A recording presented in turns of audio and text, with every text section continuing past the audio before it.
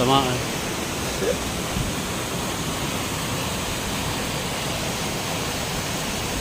Tatlong waterfalls na magkakasunod. Napakagandang opportunity para doon sa ating mga naghahanap ng waterfall. So yan po, sa tatlo magkakasunod yan. Tapos doon sa dulo meron pa rin. At ang maganda nito, napakalamig ng tubig, kaya sinubukan natin yan. Napakalinaw, napakalinis.